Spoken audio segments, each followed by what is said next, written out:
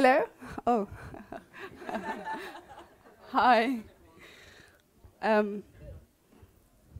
We start here, and welcome to an event by EMMSTech. My name is Mariam, and me and my two friends here, Eleanor and Samira, are organizing this event. So we started in December last year, and we had our first event on the 27th January this year. So I will just say my name and what I do, and Eleanor will represent herself. So my name is Mariam, and I'm one of the founders of EMMSTech. And I work at the labor market, and the reason I'm doing EMMSTech is to bring more diversity to the tech. Yeah, you need the. Hey, okay. Eleonore, don't laugh at me. So my name is Eleonore. I'm a developer. I work part-time at a data journalism organization called Journalism Plus Plus, and I'm also a freelancer. I have work experience as a web developer and a data scientist, and I have a non-traditional background. So if you have more questions for me at the end, I can share. Yes, I'm Samira. I'm a student at Hyper Island. I study digital media. I'm also co-founder of EMMSTech. I'm an intern at a company right now, working with communication and marketing. So yeah, if you have questions about that, you can ask me. I might not have a lot of answers. I'll probably ask you stuff, but that's what being an intern is. But yeah, I'm really excited to be here. Yeah. Okay.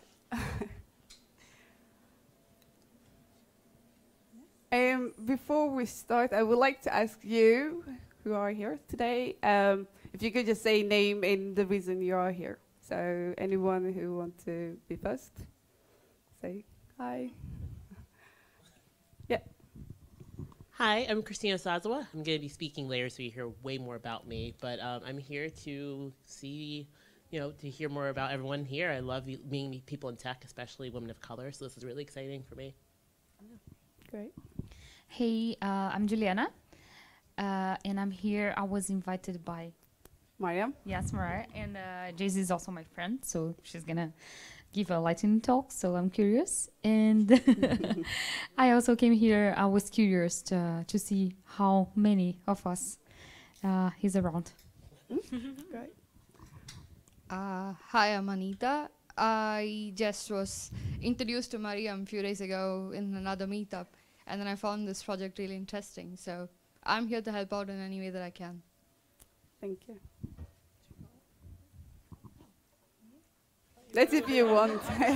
You don't have to share. Hi, I'm Vivian. So I just got reminded that this was on today by our friend here. So I thought I'd just come and take a look and see what it's about. Yeah, welcome. Hello, I'm Nicole. Same reason here. Actually, I signed up for this earlier, and I wanted to meet some other women of color, but I was just reminded by her. So we are here right now. Hi, I'm Constance. I came because I was interested in diversity and inclusion, and my profession is HR, so it's kind of related. And I'm new to Stockholm. Hi, my name is Anastasia, and I came just to network and to see other women in tech. Welcome. Hi, I'm Angela, and I've been in the tech industry for a while, and I moved here in Sweden a few years ago, but I didn't notice that it's a challenge finding work. But I just wanted to expand my network and see what this is all about. Thanks. Thank you. Hi, I'm Chen, and I have nickname Choco, and I was here invited by Eleanor to give a talk about technical writing. I work as IT as tech writer, so you will hear more about technical writing later. Hi, my name is Faria, and I work as a developer, and I'm going to participate in the panel, and I'm really excited to see more women of color in tech. Okay. Hi, my name is Antinea, and I'm here also because I'm going to give a talk. I'm actually an application support specialist, and I just want to tell you more about it and see more women and the diverse girl in that area. So that's why I'm here. Hey, this works. This is awesome. My name is Muriel, and I'm here because of actually freedom and pure curiosity. So that's it. Welcome. Hi, my name is Henrietta. I work in tech too, sort of, more of with product development or product management, I would say. And I have a hotel background, but then I switched over to the tech industry, and I'm super excited. There are no women of color except for me at work, so yeah, this is super exciting. My name's Ruby. I am Henrietta's sister. I work as a product manager, and I've been doing so for about 9 years. And I'm just really super excited to see other women of color sort of interested in the same field as me. Yeah, thank you.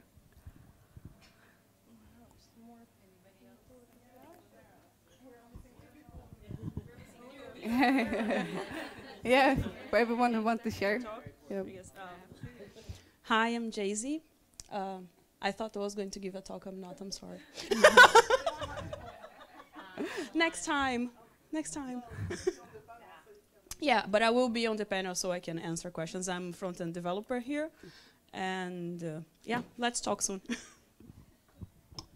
Okay, hi, so my name was Frida, or is Frida? Yeah. Yeah. So I want to be a developer and want to meet people of color. So that's why I'm here, basically. Yeah. Hi everyone. I'm sorry I'm late. My name is Jen Hedin. I started off as a developer, but now I'm working mainly as a network IT pro SharePoint Office 365 consultant since 9 years back. Okay. Hello, my name is Nadia. I actually work with product range coordinator. So I'm kind of wanted to get into tech and meet some people of color since I'm the only black person or any person of color at my job. So yeah. Anybody else? Thank you. I have someone I think should share. Came all way far away. Hello. Hi. Hi. Patricia Posey, product owner, and really excited to be here, coming in from San Diego, California. I get to organize and go to events much like this one here in the States, and so it's so inspiring to come and see this happening here, and to know that diverse teams build better products, and that the people in this room and the communities that we build address different problems that solve better problems and build better products for the communities in which that we're a part of. It's inspiring, and I'm really excited to see that it's happening here. Thank you. Yeah. Thanks. Okay, so we will start. We registered registration for this event. The topic is women in tech, particular women of color in tech. So as we already know, women in tech is already a minority, and women of color even more. So the goal of this event is to bring space where we can share thoughts and experience here together. And yeah, and who are we? This is too fast. Here. Our aim is to give women of color and underrepresented opportunity to explore, learn about tech, and inspire to pursue it, and to create community like these ones. EMMSTechnology, EMMSTech, is a non-profit movement and educational events that highlights, educate, and celebrate women, as particular women of color, and the underrepresented in technology. We seek to create a shifting in diversity, inclusion with technology by offering a content and impactful events. And our event and workshops offer variety speakers, coding classes, and diverse communities. On the 27th of January 2019, we had our first event. This is actually our second event that we are arranging. And it was a workshop how to learn and explore. One workshop that was held by you was about learning Python. Starting with Python, we had a gaming development and also try out 3D print to give example what kind of a workshops that we do. Next one. We are a partner of Hack for Sweden. Hack for Sweden is a Swedish initiative to bring more open data. And one of the biggest events that they have is a hackathon. So for me, I'm really glad because I used to work with Hack for Sweden, and now to have the opportunity to bring my own a team who will contribute in solving a society challenge by open data. So if you are, as it says here, developer, communicator, designer, or just to want to contribute, you should talk to Anita, and Anita is over there. So she will lead and organize the team, so everyone is needed who want to be there.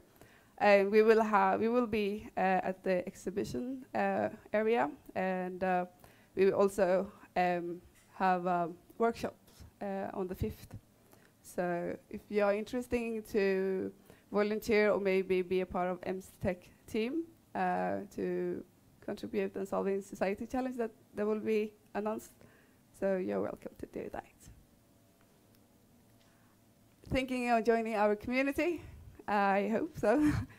Except for our, as I said, with our goal is to have this workshop to bring curiosity and inspire young girls to explore the tech, but also to create a community meetup that we can have like this, that we can share our thoughts, experience, and if you are in the same field, to talk about how did you get there, what do you do, and just be in the community, as you said, with people who are with the same background as you.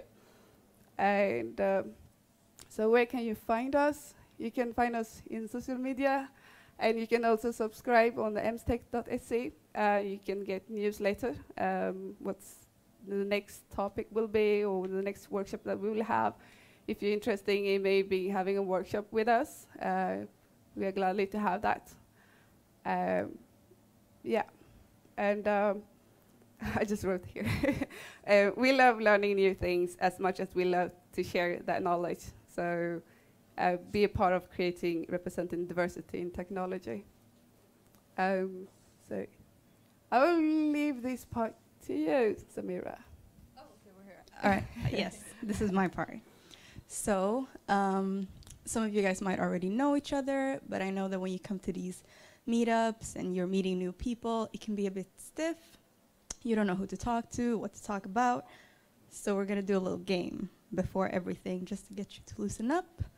And also, like, I hope you guys are into like competitive, because this will this might get intense. So we're gonna do an intense rock, paper, scissors. So everybody stands up here.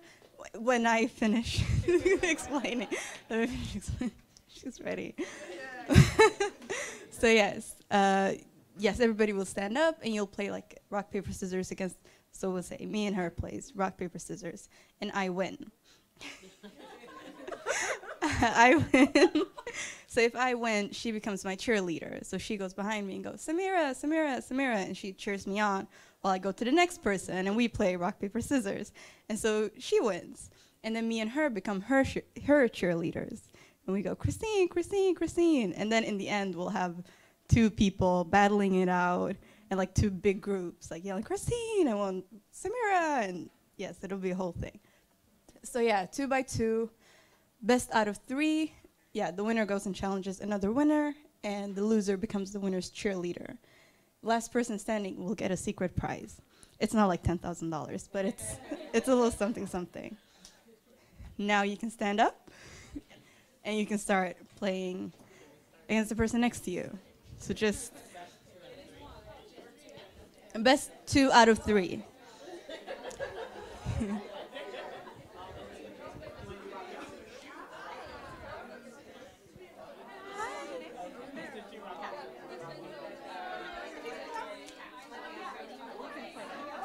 can play in the meantime. Rock, paper, scissors, shoot. Rock, paper, scissors, shoot. Rock, paper, scissors, shoot. Rock, paper, scissors, shoot. Okay, I win. What's your name?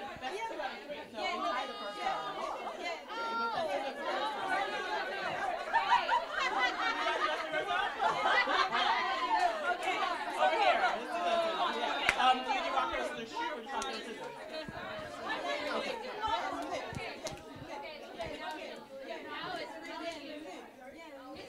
You have to cheer for the person who won against you. What? You'd go once more, so they win. And cheer for the person who won against you.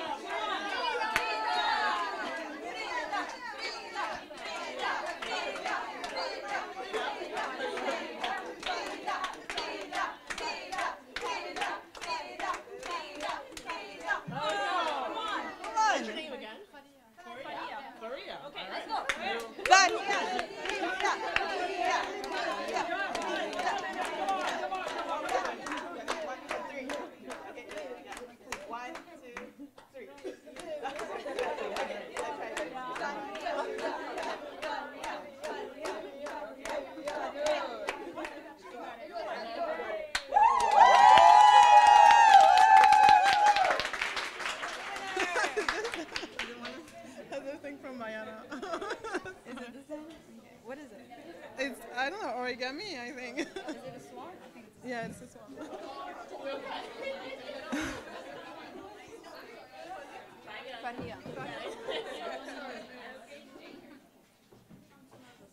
All right, we have a winner. And you get an origami swan. I told you it wasn't 10,000. Yes. Oh, awesome. See, I hope you guys feel a bit looser, a bit more nice. Yeah. So, I think. Congrats, Frida. Good job. We would like to thank Internetstiftelsen, who made this possible and who also invited us on the Diversity Week. And a round of applause for Internetstiftelsen. Thank you. Yeah, and we will go to the next part of this. That will say, Eleanor? Oh, yeah. So we'll have, as you know, we'll have a panel with several people discussing about their background, their working experience, and hopefully you'll discover new opportunities in tech. So the panel will be 5-person, and the talks before it will be actually 3 people, like going a bit more in depth about where they're from, like where they started and what they do. And yeah, we'll start. Thank you. So we'll start with Christine, and then we'll have Shoko, and then we'll have Antonio, and then the panel. Thank you, Christine.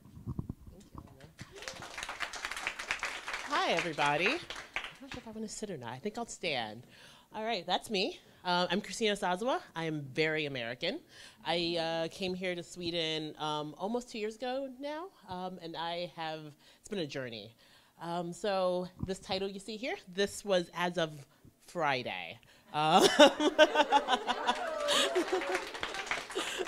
it's very exciting. So obviously I work at Universal Music Sweden, so like Universal Records, we have Drake, we have Kendrick, we have all of those people, plus we have our local signed artists, so we have ABBA, we have Avicii, Tovlo, Robin, are all signed to our office specifically in Sweden. So it's really cool, and I work in tech, so some days I'm a data scientist, some days I'm an analyst, some days, I'm just stressed out, so it depends on what the day looks like, but I started this kind of journey in a very odd way. I started with loving music, and everything else kind of went from there. So I booked my first show when I was 15. It was my 16th birthday party. 400 people came. It was in a church basement. It was sold out. It was great. And I knew I loved music. And I wanted to work in music marketing back in that time.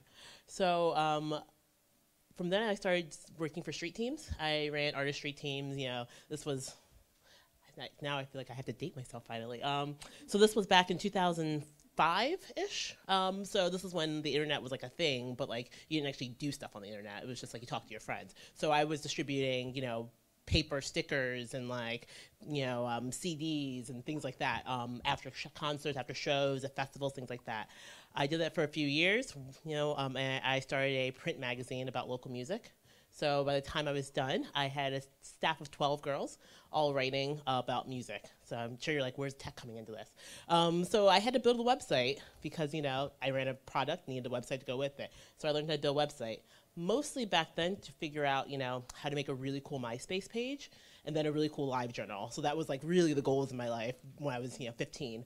So from there, I built a website for my magazine. And then after I was done all of that, I went to college. For college, I decided that I wanted to study music business, but I wanted to figure out kind of what I wanted to do in that space. So I started looking at a few different things. I ended up making a documentary for my senior thesis. Realized I did not want to do that for a living, so that got that clear out of the way.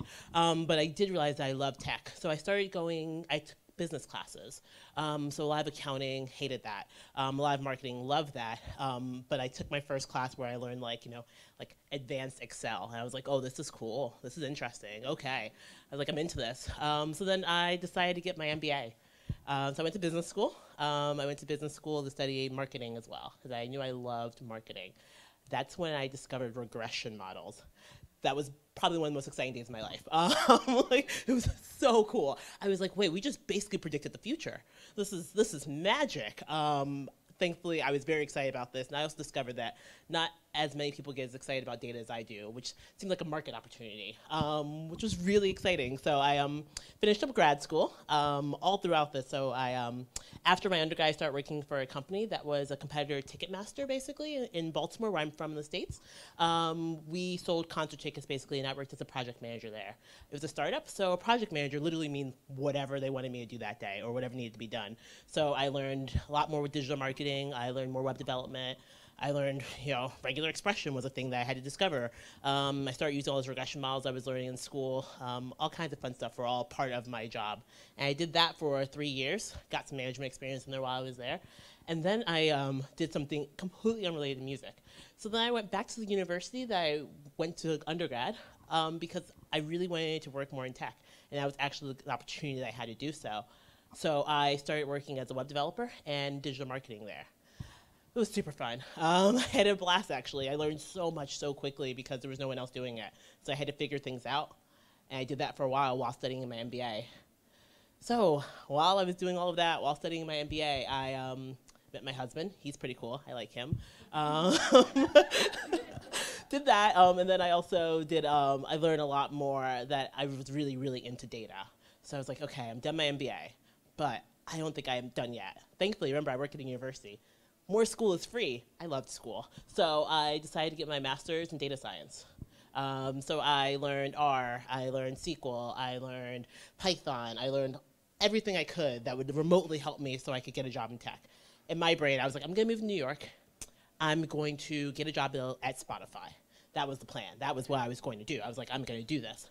So then the election happened in America. And I was like, ooh, plot twist. Okay. So I had to reevaluate a few things. So I was like, I have an idea. Instead of going to New York and working for Spotify, I can just go to Sweden and work for Spotify. That seems like, you know, cut out the middleman, right? So me and my husband both literally took a day off after the election. I was like, well, we have to reevaluate some things. So we started applying anywhere, honestly. I was like, literally I put up Wikipedia and I put up the page that was like, countries that speak the most English. And that was the step one. Literally, I was like, how are we going to do this? So of course we started applying all over the world. But Sweden was kind of like the ideal place. There was a few places we were looking. We were going to do London, then that whole Brexit thing happened. So I was like, okay, well, let's cross that off the list for a while. So I had a cousin here already. My cousin lives in Tyresö. I called him up. I was like, hey, how's Sweden? Do you like it? He'd been here for like 7 years. I'm like, do they like me? Do like people look like me? You know, important questions. And he was like, yeah, it's great. You should come. I was like, okay, great. So my husband got a job offer, which was fantastic because I got a work visa. Being married's cool. So I got to come here, which was really exciting. So I came here. Remember, I have all this experience. You know, I have an MBA. I have a master's in data science. I did boot camps in Python and SQL. I learned all this stuff. And I was like, oh, I'll get here. It'll be like 6 weeks. I'll have a job. It'll be great. It'll be fantastic. Sweden's going to be wonderful. 10 interviews at Spotify later, with 0 job offers. I talked to every single music tech startup in Sweden. I had informational interviews. I applied. I talked with so many people. I know literally every company that's remotely involved with music here. I've been to all of their offices. I've been to every single co-working space, I'm pretty sure in all of Stockholm at this point. I've been here like 4 times. And I was like, okay, this is not happening. It was a lot of tears. Remember my awesome husband? He was very supportive, thank God. So I did that for a long time. 6 months later, 6 months later, after all the networking, after all the reaching out to contacts, after all talking to people, after reaching out to the people that I know who know people at Spotify, all of this, I sent my CV in to an email address for a different position than the one I have now, and I got an email back that same day, and they said, hey, actually, we think you'd be a perfect fit for this other position we haven't put up yet. Would you like to come into the office next week? And I said, actually, I'm going on vacation next week. Can I come in right now? And they said, sure. And I was like, cool. So I went down to Karlaplan, and I went to the Universal Music offices. So I met with my now boss, and they were like, okay, tell us about yourself, et cetera, et cetera. And I was like, I got this, cool. And then they sent me home with a case. And I was like, I could do this, because I looked at this case and it was everything I had been doing for the last 3 years of my life. It was Spotify API, it was full data sets, it was regression modeling, it was correlations. I was like, I've got this. This is fantastic. I did the case, I put it all together, I made it look very pretty in Tableau. It was a whole thing. Brought it back in. They loved it. They said yes. I got a job. After 6 months, 6 months of struggling, I got a job. It was amazing. It was so exciting. So that was January 2017. So my role was just data analyst. There was nothing special about it. No senior, no manager, no data scientist, literally just data analyst. I've since then been promoted twice. It's been really exciting, leading me to this point here. So I have gotten to travel the world. Universal Music has 70 offices all over the world, which is very exciting because 70 opportunities to go to other countries. So I've been to our Copenhagen office, our Oslo office, our Berlin office, our London office, our LA office. It's cool. It's really cool. All because I love numbers. And I guess even better, all because not a lot of other people love numbers, which was super exciting. It's amazing to see what you can actually do, what you can actually build, what you can put together. I build dashboards. I'm sitting in BigQuery all of the time. I have a blast. I find new things. I find new insights. It's fantastic, all because I really love numbers. Yeah.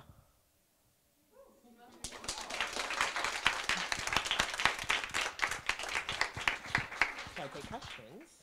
I think we can keep the question for the panel, maybe? Yes, that sounds perfect. Oh, and by the way, we are hiring. So if everyone else also loves numbers, you get to be, I'll be your boss, which would be pretty fun. But please, please, please let me know. Thank you, Christine. Thanks, really. Yeah, really nice talk. And then we're going to continue, another subject. Yeah, trying to do an Instagram story. Sorry. Social media. Yeah, so now different subject, different experience. Shoko-chan. Thanks. Thank you. Hello. My name is Chen, but my nickname is Choco. Like most of my friends and my colleagues call me Choco because it's easy to remember and pronounce. I'm from China, apparently. And then I have moved to Sweden almost 4 years ago. I've been working in tech as a technical writer for almost 10 years. But actually, I didn't study technical writing at all, like in university, like most of technical writers in the field, like they actually started off as their second career in technical writing. I started off as an assistant engineer in a lab for environmental device company because I started environmental engineering for my undergraduate study. And then my goal at that time was to protect the earth and develop the measurements that can help us to measure the air quality. So I started off there, but then my main responsibility was actually to play with the devices and write operation manuals for our devices. And during that period, I developed my interest of actually giving instructions to users of our devices. So, and then later, like almost 2 years later, I was sick seriously, so I took 2 years off. And during the 2 years time, I had a deep thought, and then decided, yes, I want to go back to the workplace as a tech writer, but not as an environmental engineer. So, but it was so hard because my previous job title was not a tech writer. My job title was assistant engineer. So to be able to enter the field, it took me almost 4 months. And also I moved to another city since back then in China, there were not so many tech writers jobs. Most of them were located in Shanghai and Beijing, where tech companies were located. Right now, there were a few in my hometown, but most of them are still in Beijing and Shanghai or Guangzhou. So, so I went to Shanghai to look for my dream job. And then, and then finally, after 4 months, I got in, and was so lucky. And then I was relocated to Beijing to do assignments because my job was consultant to a telecom company for their product information. So that's how I started my tech writing journey. And then 4 years ago, I decided I want to pursue another dream to experience a life in another country. So I decided to move to Sweden because my experience with this telecom company. So I got a job offer to work as a consultant, or still working as a consultant tech writer for their product information. So that's how I moved here. And then during my whole period of tech writing career, I think that our profession has been really underrepresented and underappreciated. Because so I decided that okay, I want to actually move a little bit forward in the development cycle. So I decided to study human-computer interaction while I was working in the last 2 years. Because I think tech writing, in a way, is a content design, actually designed for users. So we should develop the whole content using user-centered methodologies. So that's one main reason that I decided to study human-computer interaction. So after graduation, I was actually at a crossroad because I was not sure whether I want to continue working as a tech writer, because as I said, I want to move a little bit forward in the development period, or I could actually work as an interaction designer. But during the cooperation with several interaction designers, I noticed there was some vacuum area in UX design about content. So like they actually pay a lot of attention. They pay a lot of attention on the interaction, the workflows, but they pay really little attention on the content. For example, the videos, image, and textual content you would see when you use the product, you would experience when you actually got to know the product. So I decided, okay, I want to stay because I want to fill in the gap again. I want to also promote my profession, since I mentioned that this profession is really underappreciated. It's still underappreciated. So what I do on a daily basis is try to, work hard and improve the way of working with the developers, because as I said, since our profession is underappreciated, they think everyone can write. But yeah, anyone can write, but can anyone write a useful and helpful content, right? So we want to go forward in the development phase. We want to get involved as early as possible. So we actually have been striving for involving us in like Scrum meetings, like planning, and we have like me and my teammates have been succeeded like doing that. So right now we work as part of the Scrum teams. I think that should be the norm in technical writing area. So as we participate in the Scrum meeting, planning meeting, and also we have our own Scrums. We work as an agile basis. And then we produce the content using XML formats. That's very common in the area.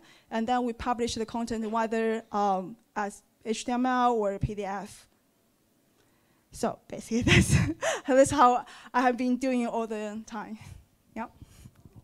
Oh, thank you. Thank you. Once again, keep your questions for the panel discussion. Now our third and last talk, once again on a different topic, would be by Antonia. Thank you. Hi, my name is Antonia Mboyo. I'm originally from Gabon in Central Africa, where back then I was thinking about becoming a doctor. Ended up that I was 17. I wanted to take like a year off. I was like, I've studied like a long time. I was telling my parents, I think I should just take a year off before going to college, and they didn't agree to that. And then showed up my friend, and he was like, hey, you know what? I heard that you want to stay home. Do you really want to stay home? I'm studying engineering. I was like, huh? Engineering? Yeah, I think you can do that. It's like and he came really prepared. He had like all those pamphlets for his university in France. I was like, okay, sounds interesting. Maybe I can do that. I ended up going to Canada, where I studied actually electrical engineering, and I majored in computer science. When I graduated, I wasn't too sure, should I go to work? Should I continue studying? I liked my schedule where I could have some days off and stuff like that. So I ended up starting a master in electrical engineering. And the company that I wanted to really, really work for offered an internship. I was like, okay, you know what? I'm going to give it a shot. I went.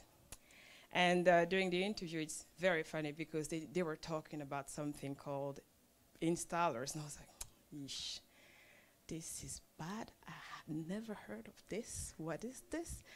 This is my very favorite company, and I can't even get in. And they asked me in the middle of the interview, do you actually know what we're talking about? And I had to be very honest. I was like, no, I don't know. And they're like, those setup where you click next, next, next when you try to install the software, this is what we want you to build. And I just had a ha-ha moment coming from where I don't know. And I told them what they wanted to hear, and they hired me. So my very first job was a trainee at that company where I was actually building installers. The aim when I joined that company was actually to program in something called LabVIEW, or G programming. It's very graphic. You build loops, and you just draw them, actually. It's extremely fun.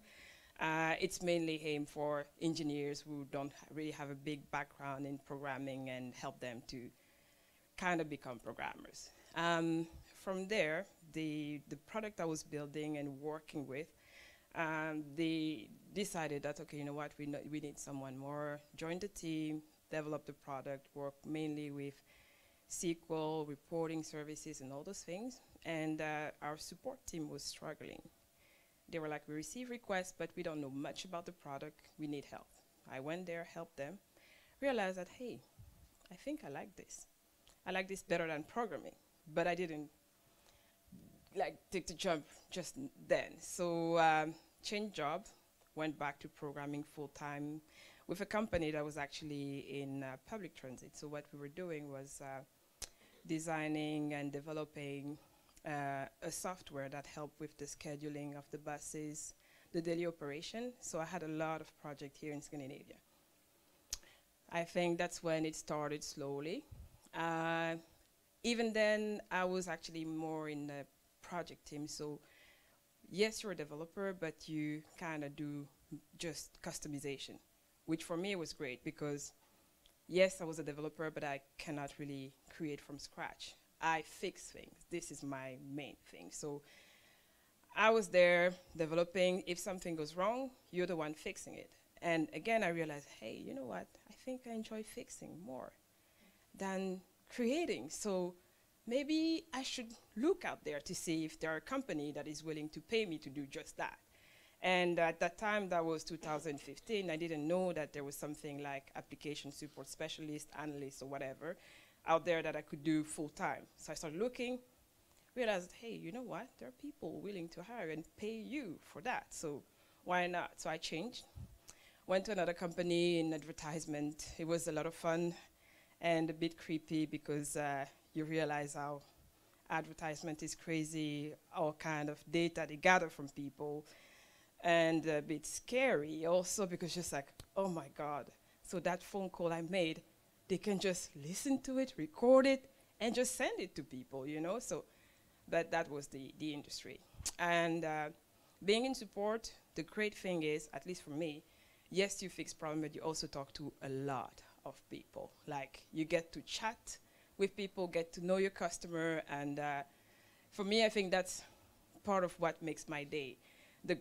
I think that, you know, when you do development, you have to wait for the whole development cycle to be like, oh, okay, well, will it work, how the customer is going to use it, and this and that. And sometimes it doesn't even use it the way you thought it would.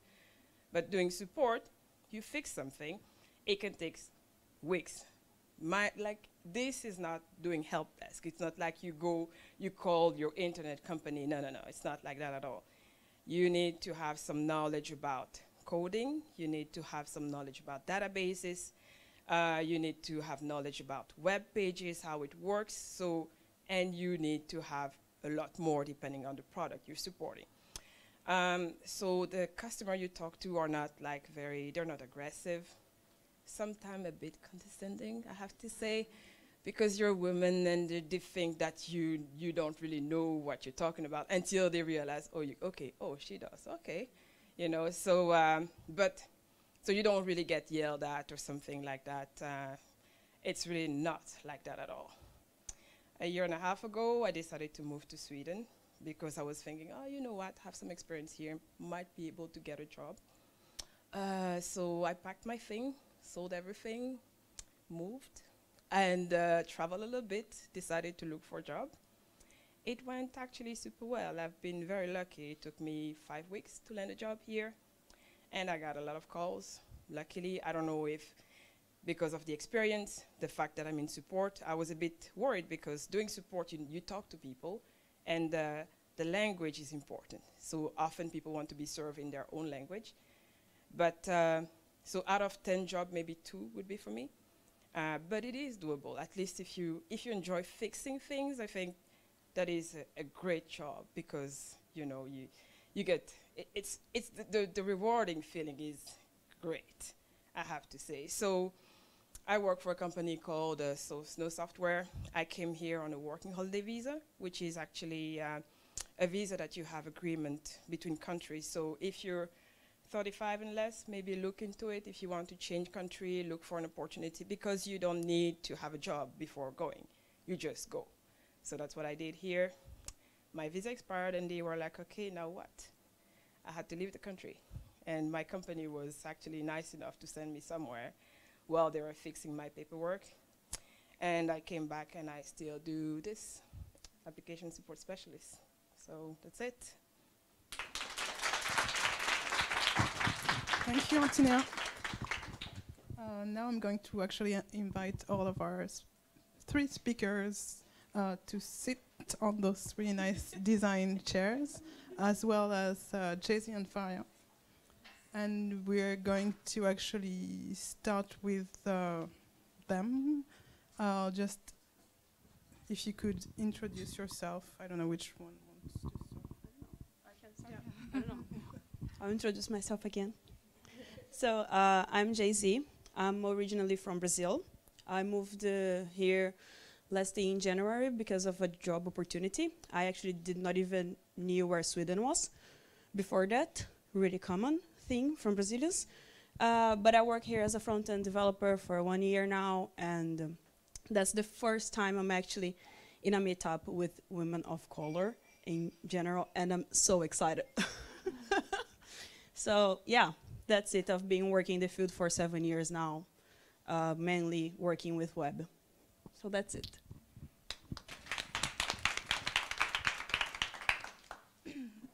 Hi, my name is Faria and I work as a developer. I recently started working in tech like about a year ago, and I studied engineering. I'm born and raised here, so I'm not from another country. But yeah, I'm here to talk about my experiences getting into tech and answer all the questions.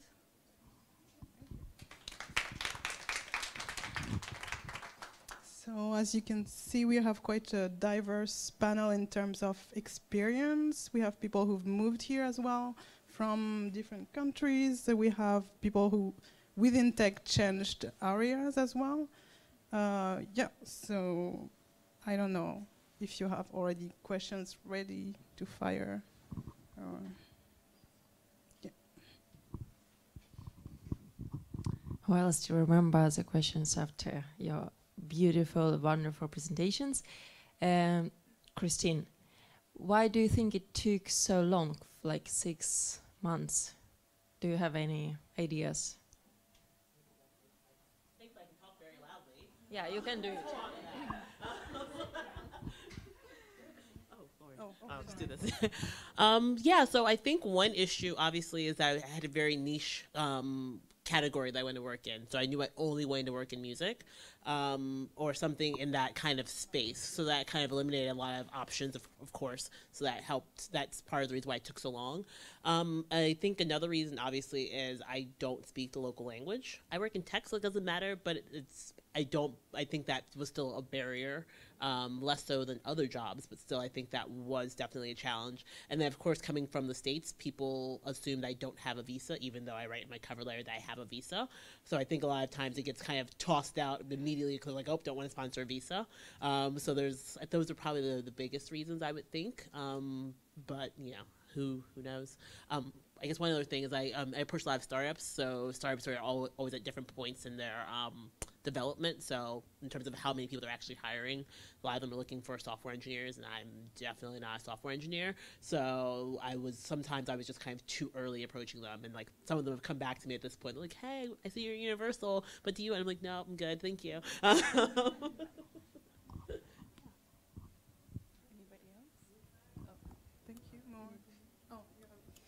Oh, yeah. Give her. I don't know. I can just ask loudly as well. Another question to Choco.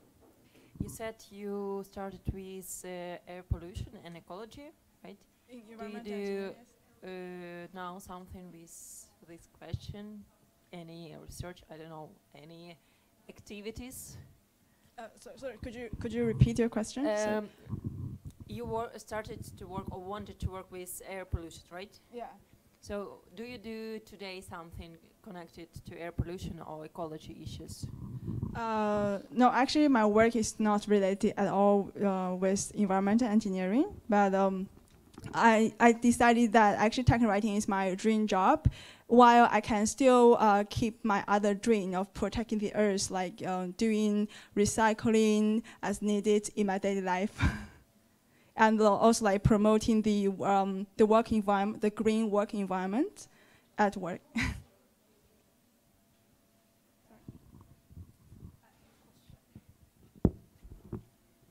While you guys think about your questions, a lot of you completely switched what you originally started working in, and I don't know if the same is for you two, but then my question is there maybe any advice you would have liked to hear when you were in that stage of like wanting to switch but maybe not knowing what to? And if there are people like in here who maybe don't know exactly like what direction they would want to go in, like do you have anything like you think would be good to hear in those situations? Like now looking back, kind of? I would say personally, that's very personal. I question myself a lot, obviously, and I actually had a part-time job while having my full-time job as a developer, where I was just doing support. And that's what made me realize also that, hey, this is my thing, you know, so I really want to do it, and you just need to research. So before taking the leap, research what you want to do. Talk to people on internet.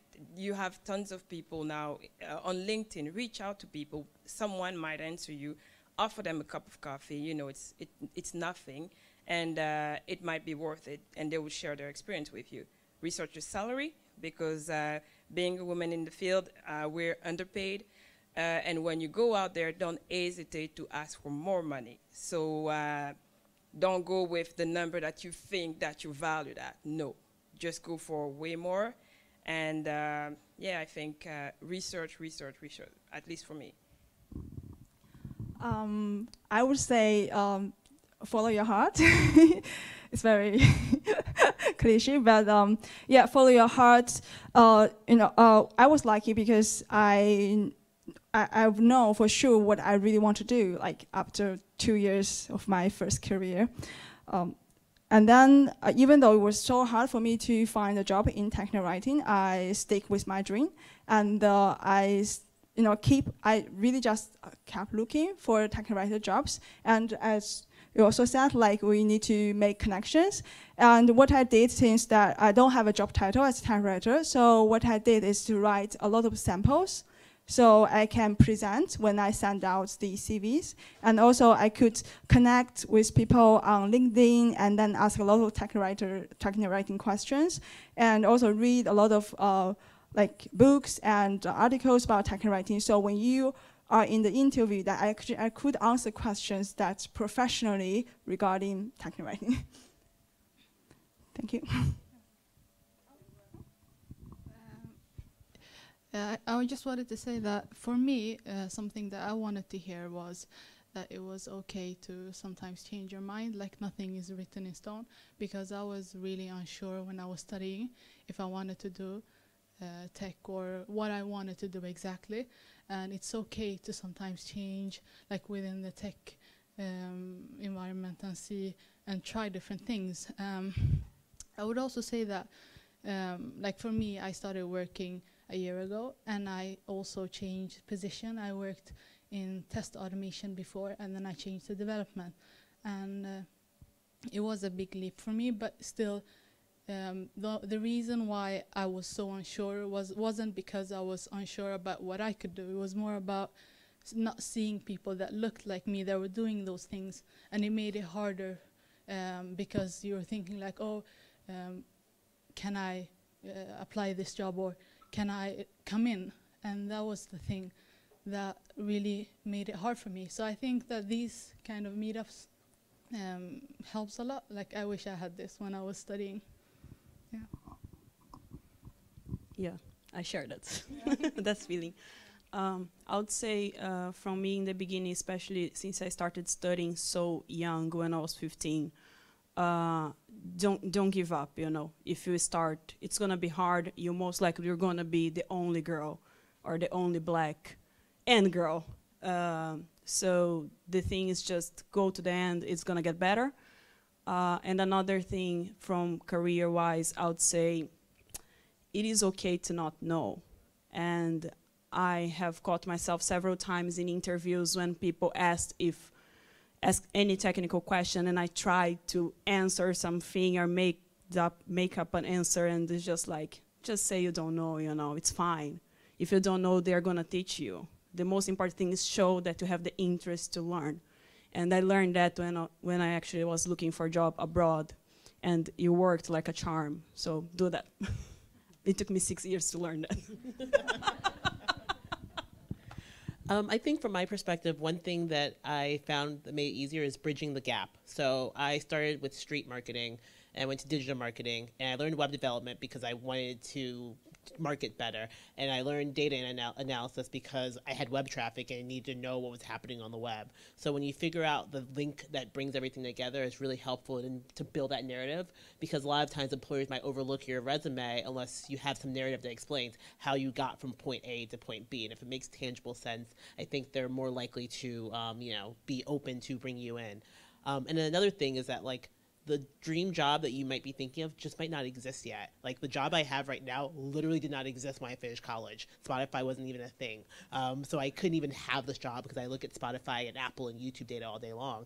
I couldn't even have this job if I started right out of school. So thinking about like, oh, I don't know what I want to do yet, it might just not exist, and it might open up later on, or there might be something that's tangentially related to what you want to do, and that you can help even like, pivot to make that field become a thing also. So don't think so like rigidly of like, oh, this is the jobs that exist, I have to do that job. It could be a job that doesn't exist yet that you want to make happen, basically. So, oh, sorry, just before going to the next question, I just wanted to add to that. I don't know if you can hear me, but anyway. So yeah, in like follow your heart, I would say, well, my point of view is follow your gut, so like your gut feeling and what feels right for you at this moment. And also, yeah, go to events, go to meetups, go to conferences as well. A lot of conferences have financial aids, so you're definitely like the target of those financial aids. And I've been told as well that some companies, even if you don't work at those companies, they'll be willing to pay a ticket for you to attend those technical conferences. So reach out and don't hesitate to ask, because you're bringing to the like the global tech community. You're not begging, you're bringing to the community. Can I add something? Don't be afraid to fail. Failing is the first thing of learning. I've failed so many times that I can't even count. So if I get a success, that's a scary thing for me, which means I've done something wrong. That's true, because only when you fail, you're going to learn. So don't be afraid to fail. That's a very important thing. You might do something wrong. I actually go and try out my Swedish language in weirder places because I know I'm going to fail. But that's what is going to make me go forward. It's the same thing with learning a language in a computer. Try it, you're going to fail, and reach out to online communities. Like there is Goto. That's like my daily, what do you say? It's like my Tinder. Goto is my Tinder. There are some few favorite developers that you actually go and link like, okay, that guy or that woman, I don't know, I can't recognize the name, that person, I'm going to follow him today because he's the best answer for a while. Try to contribute. There are like many places, there are answers which might not be acceptable, but try. There's no wrong in knocking and failing. It's better than not trying at all. Yeah, a lot of people are in our community on Twitter, so don't hesitate to get on there and ask questions directly to people. Hey girls, can you hear me? Yeah. Okay. So I'm gonna ask the other way around, just to be a little bit personal. I'm 31, so I just entered in my 30s. I've been working with tech since I was 18. And if you ask me, why did I end up in tech? I don't know. I don't know how to give you an answer. Basically, I think because of my brother that's also in tech. He's 3 years older than me. And he was like very well succeed. It was easy to find a job. The payments were good. So why not, right? So I think everyone here is probably at the same time where the technology had like a boom. So everyone that I know ended up in tech, sometimes because of a dream to work with that, but some people just because it was easier. At least in my country, it was the easiest choice to make some money and to do something, to work, to have a job. So my question is, now I'm entering my 30s. Sometimes I enter in my office, I sit in my chair, and don't get me wrong, I love my job, I love to work here in Sweden, but sometimes I ask, am I gonna do this like for the rest of my life, sitting in front of a computer for 8 hours?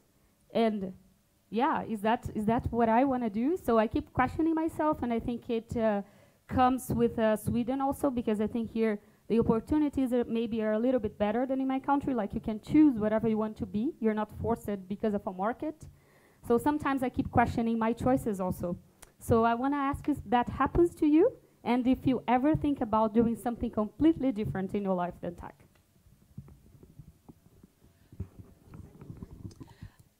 I'm going to be honest, I love my job. I wake up every day excited to work. So for me, I've never thought of working outside of what I'm doing. So I don't know if I have a great answer for you. So I'm going to pass along. Well, we're from the same country, so yeah.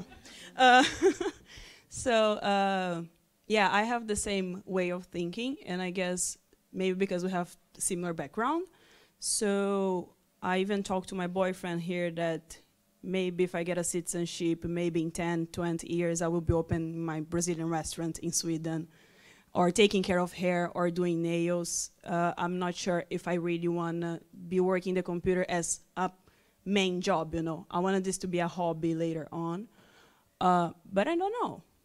I mean, let's see. But I neither have plans to quit, but also to stay, you know. Deixando a vida me levar. Yeah, I don't know if I have answered, but usually for me, like when I was younger, I always used to think about the years coming and what should I choose and what should I be and all of that. But in the last couple of years, nothing has ever turned out the way I wanted. It was better. And it made me feel like, oh, I don't have to stress about it, because just do your best and everything will sort itself out. So that's my motto. Like, I don't usually think about next year what's going to happen. I just do my thing. Even though I work in tech, but I'm not a very rational person. I'm very emotional. So usually, like as I said, I did have a struggle at a crossroads last year, whether I want to work as interaction designer or continue as tech writer. And then I noticed the gap in between the interaction design and also the content design. So I decided to stay, and I know myself that I don't consider every aspects of decision. I just consider the most important part, whether I want to do it or not. So I think what I want to do is to help users. So that's why I stay here, because I think there are so many people doing interaction design. I want to stay with the content design. And then I want to help users. I want to assist people. So maybe in the future, I think there's the attention and the efforts in assistive technology is increasing, but not enough. So maybe in the future, I would like to put more efforts in working with assistive technology, like as maybe a product developer, because I have so many ideas I want to work with. And also or like basically produce the content to help them to use it and to improve the user experience of assistive technologies. Thank you. I think for me, I've always wanted to have a travel agency. So I love traveling, and but I'm not sure if I want to quit my job to do that, right? So I like what I do, but I'm a traveler by heart, so I'm always like, yeah, maybe I should have a travel agency, you know. It's not a thing nowadays anymore, but, you know, I went to Australia, and over there, young people still go to travel agencies. I was like, maybe I should move there, you know. But it's just like you, I have those questions like here and there, and I'm like, oh yeah, maybe I can do something else. But it's not that easy to figure out how, what, why you want to do it. Sometimes it's just the spur of the moment. You're just like, oh, I want to do this, and then you realize, no, maybe it's not for me. So you never know. Just go with the flow. At least I do. So we'll see.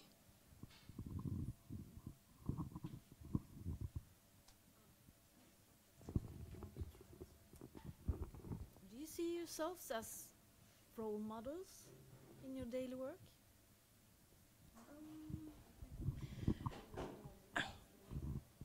Like someone that's I don't know, someone that the ones behind you can look up to, someone that they can aspire to be, someone that they can, as you said, you wanted to see someone with your color doing something in IT or in tech. Do you see yourselves as role models? Personally, I do. I don't have anyone following me or anything like that. But coming from Gabon, okay, in Central Africa, where coding is not a thing, it's not something that your parent remotely think about you doing. I think to this day, my parents don't know what I'm doing. They just know that, okay, I graduated in engineering, but that's about it, right? I want to, for people from my country at least, to know that, hey, you know what, guys? You can do this. It's not as complicated as you think it is. You know, my first class going programming, I left and I was like, oh my God. I didn't get anything. And you know what the others told me? Oh, you know what? It's all right. All African fails this class. And I was like, what? Is that serious? And I didn't fail. So you just decide what you want to do. It takes a lot of commitment.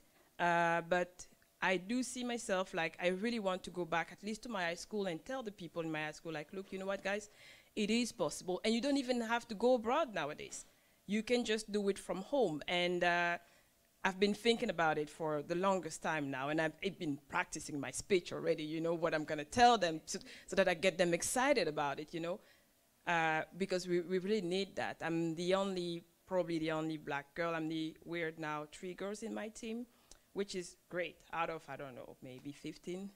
But for me, I don't even question it anymore somehow, because you just get used to it. You study, you're sometimes the only girl in the class, and it's just become a norm, right? And I'm happy to see that, you know, there's some effort out there just for people to know that, you know what, we can do this, right? So, yeah. I don't really think myself as a role model, but when I entered the field of technical writing, I was told by a senior technical writer that we technical writers need to take care of ourselves, like take care of each other.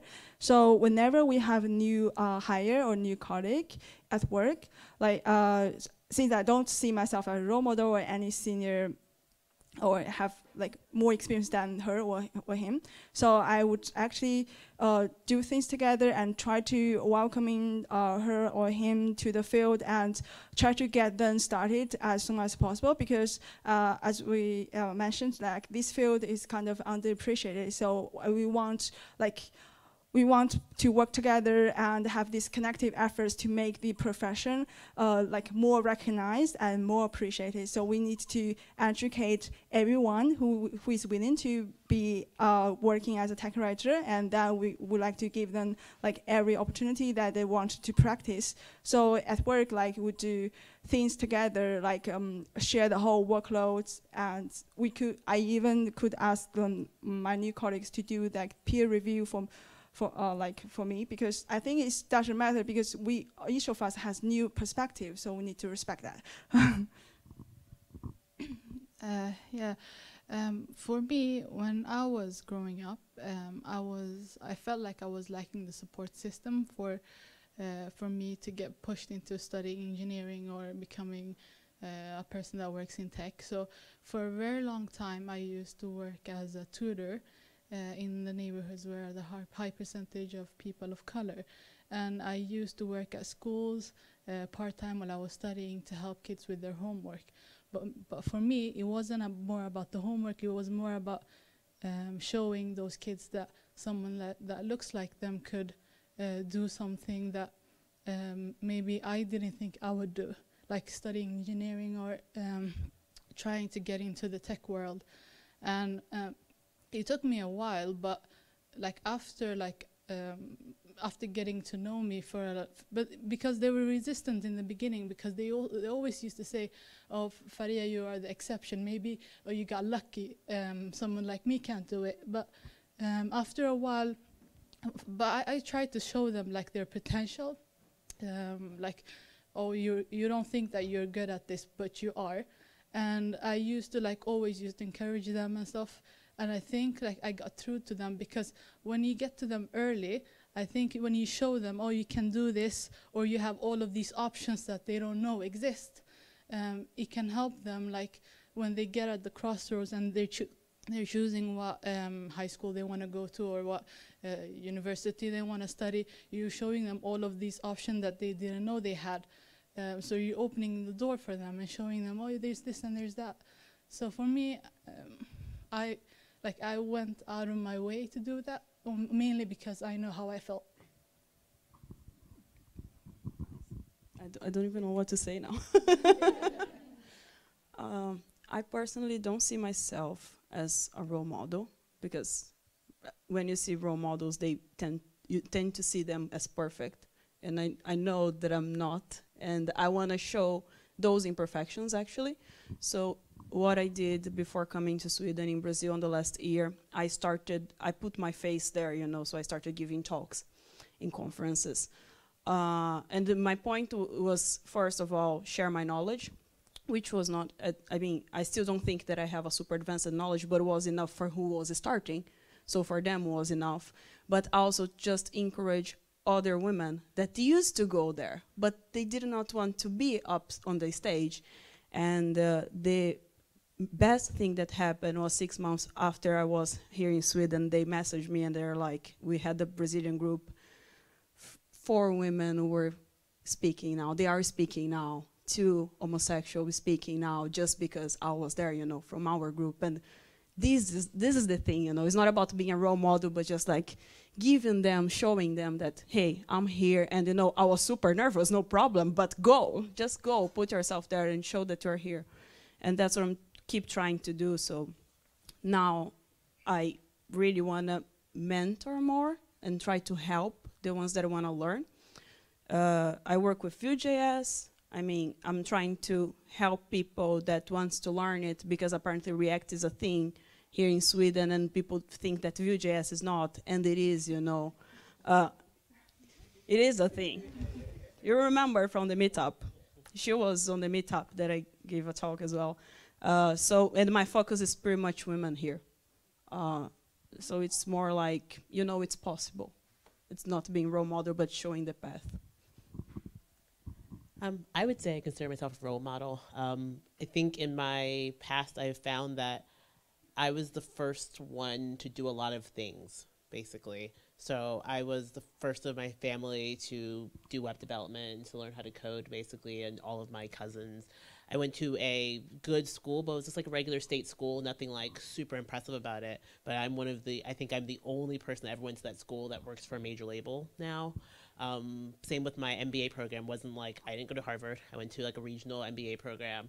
So I feel like a lot of times we hear like origin stories where the origin story is, and then they went to Harvard, and then somehow miraculously they started this company. I'm like, but wait, they start off with the whole Harvard thing, you know? Like, and I'm so sick of hearing that story where it's like, and they went to Princeton, and somehow they built this in their dorm room. I'm like, well, they clearly already had family, you know, etc. So I'm very, very sick of that narrative. So I'm hoping that I can help just shape a different narrative, that you don't have to have gotten into Harvard or Oxford or whatever the equivalent is in your country to be able to like do something great or work for a cool company. Like there are people that work at Google that went to a state school, you know, you can find them. So I guess I consider myself a role model because I didn't do all of those things and didn't check off all of every single overachiever box and still somehow managed to be in the same place as all the overachievers anyway. So it kind of worked out, basically.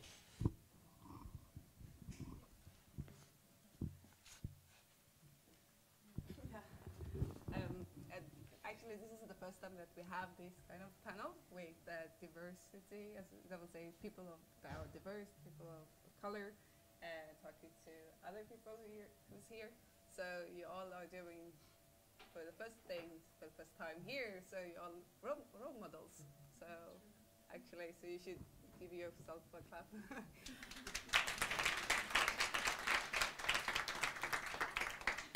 And I agree with you all here. And it's very important to have a role model and to have a representation that will say to the audience and to people who are talking. It's not very easy. Myself, I'm not from tech background, but I started to learn programming, and I was working with a project, and it shows like, hey, if I can learn by myself this, and I can compete in this kind of field and win money for my idea or my startup, why are they not diverse in this? So I'm really glad to be part of this, and I hopefully there will be more of you. See. So it wasn't really questions. It was just me talking and telling you. Does anybody go? You can go. I'm just wondering if there's anything special that companies in Sweden do to either encourage or even in the tech space, whether there's anything that discourages women from working in the space that you've observed in your time in Stockholm. So things that companies do that encourage women in the workplace, in the tech workplace, or discourage. Because a lot of you have mentioned things like luck and being, you know, your own personal force for change. But is there anything that companies or organizations do to encourage this? I would say here in Sweden, it's much, much easier to be a woman in tech than it is. My only other experience is in the States. So I never met a female data scientist till I moved to Sweden. Literally, I lived in a country of 300 million people, and I never met a female data scientist until I moved to a country of 10 million people. So like the perspective there, so I think it's much, much easier to work in tech. I think one thing that's an issue, and this is a global issue, is going back to what I said before, if you're the first person or the first person of your type to do something, it comes with a lot of pressure. So like if I fail or do something bad, I think like there's a lot of narrative, and like especially in the startup world, of like fail fast. But as the only woman of color, if I fail in my office place, they're not going to say, oh, she failed. They're going to say, oh, we can never hire a foreigner or a black person or a woman again, because the one time we did that, that person failed. So there's always a lot of extra pressure that I think exists, like, regardless of where you are in the world, when there's no one that did it before you, that you have to represent basically all of the different things you're currently representing all at one time in order to actually make sure that you don't screw it up for literally everybody else that comes after you, which I know a lot of pressure, but that's a lot of like the feeling that I have anytime I'm working in tech, is that added pressure of literally knowing that like if I screw this up, I'm gonna be screwing it up for like a generation, basically. So no pressure, I guess. Sadly, I have to say that I did that. But it was exactly the thing. So this company hired me. They were crazy about hiring me and bringing me to Sweden, and that they did not have had any woman in their team, and they were so like, a woman, yes, yes, and then they did not pay attention that I was a front-end developer, not a full-stack developer. So you can imagine what happened, right? Of course, I got an assignment that I could not accomplish, and I failed, and I got fired. On my 5th month here, I was fired. Actually, on the 4th, I knew that I was fired. It was super easy to find another job. I had network already, so it was easier. But I was fired, you know, and I just did not totally screw it up because they hired another girl from India in the meantime. So she started and she got like my laptop, my phone, all my equipment. But I would say that the whole point, my problem with the company was on the way that they gave the feedback.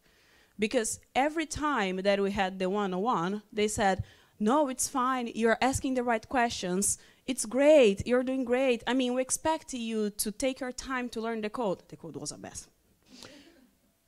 And then I was like, okay, but the guy that was actually telling me that the things were fine, he was not there working with the code. He was just like the manager, so he was just seeing things. And then I felt like I was not going forward, and I was like, you know, I'm feeling that I'm not going forward. Are you sure that it's fine? No, it's fine. You can ask everyone for feedback. I did ask everyone for feedback. Everyone said it was fine. 2 weeks later, they said, yeah, you're not fine. Fuck you. So, I mean, I moved from Brazil, you know. I did not move from England or any country next here, or from south or north, yeah. You know, and I had 2 jobs in Germany before coming to Sweden already. I had contracts coming on the mail. It was a whole mess, you know. And then I started working in my current company, and it was a totally different thing because they already had women as developer working there.